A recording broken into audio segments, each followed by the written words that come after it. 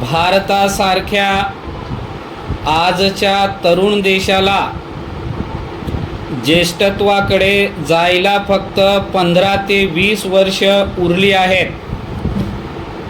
लोकसंख्येच्या वयोमानानुसार होणाऱ्या बदलामुळे मिळणारे आर्थिक वाढीचे फायदे म्हणजे डेमोग्राफिक डिव्हिडंड अर्थात लोकसंख्या लाभांश. एखाद्या देशात काम करणाऱ्या वयोगटातील साधारणपणे 15 ते 64 वयोगटातील लोकांचे प्रमाण 14 वर्षाखालील मुले आणि 65 वर्षावरील वृद्ध लोकांपेक्षा जास्त होते, तेव्हा ती स्थिती डेमोग्राफिक डिव्हिडंड म्हणून ओळखली जाते. भारतात आज सुमारे 62% लोकसंख्या या कार्यक्षम गटात येते. या स्थितीमुळे देशाला आर्थिक विकासाची एक मोठी संधी मिळते. याचे कारण वाढलेला मनुष्यबळ पुरवठा काम करणाऱ्या लोकांची संख्या वाढवतो, त्यामुळे उत्पादकता आणि एकूण आर्थिक विकासाला गती मिळते. काम करणाऱ्या लोकांकडे बचत करण्याची क्षमता जास्त असते. या वाढलेल्या बचतीचे रूपांतर गुंतवणुकीत होऊन अर्थव्यवस्थेला चालना मिळते, उत्पादकता वाढते. मात्र हे सगळे आपोआप घडत नाही. त्यासाठी दिशा द्यावी लागते, पद्धतशीर प्रयत्न करावे लागतात. सकारात्मक वातावरण निर्माण केले तरच नवीन शक्यता तयार होतात, नवी क्षितिजे दिसतात. खरे तर पुरेशा रोजगार संधी निर्माण करणे हे सर्वात मोठे आव्हान आहे.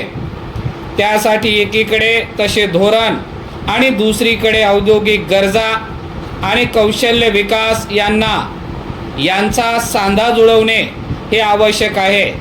शिक्षण व्यवस्था, अभ्यासक्रम, शिकविण्याच्या पद्धती या सगळ्यात काळाची पावले ओळखून बदल घडवावे लागतील. जे नवीन तंत्रज्ञान पुढे येत आहे त्याचा अंतर्भाव करावा लागेल. नवीन शिक्षण धोरण आहेच, पण ते तयार झाल्यानंतरच्या काळाचाही विचार करून धोरणात्मक आराखड्यात भर घालावी लागेल. राज्य सरकारने नेमलेल्या भाषाविषयक समितीचे अध्यक्ष डॉक्टर नरेंद्र जाधव यांनी या नियुक्तीनंतर साम व सकाळला दिलेल्या पहिल्याच मुलाखतीत याच आवश्यकतेवर भर दिला आहे. त्यांच्या या मांडणीकडे धोरणकर्त्यांनी लक्ष द्यायला हवे. परिच्छेद भारतात डेमोग्राफिक डिव्हिडंडची स्थिती साधारणपणे 2005-2006 पासून सुरू झाली असे मानले जाते.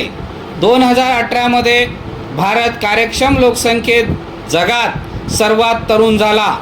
अनेक अभ्यासानुसार भारताला या डेमोग्राफिक डिव्हिडंडचा फायदा 2040-50 पर्यंत मिळू शकतो. हा टप्पा भारतासाठी 21व्या शतकातील आर्थिक महासत्ता बनण्याची एक सुवर्ण संधी आहे. या संधीचा पुरेपूर फायदा घेण्यासाठी सरकारने शिक्षण, कौशल्य विकास, आरोग्य आणि रोजगार निर्मितीवर लक्ष केंद्रित करावे. अनौपचारिक क्षेत्राला अनौपचारिकतेकडे नेणे देखील महत्त्वाचे आहे. डेमोग्राफिक डिव्हिडंडची सुरुवात वेगवेगळ्या राज्यांमध्ये त्यांच्या लोकसंख्या संक्रमणाच्या स्थितीनुसार थोडी वेगळी असू शकते. उदाहरणार्थ दक्षिण भारतातील तामिळनाडू आणि कर्नाटकाने 1980 आणि 1990च्या दशकातच या लाभाचा मोठा भाग अनुभवला आहे, तर बिहार, मध्य प्रदेश आणि उत्तर प्रदेशासारखी राज्ये आता या संक्रमण प्रक्रियेतून सध्या जात आहेत. थोडक्यात भारत सध्या डेमोग्राफिक डिव्हिडंडच्या सुवर्ण काळात आहे. काळाने पुढ्यात आणून ठेवलेली ही अमूल्य अशी संधी भारताने गमावता कामा नये.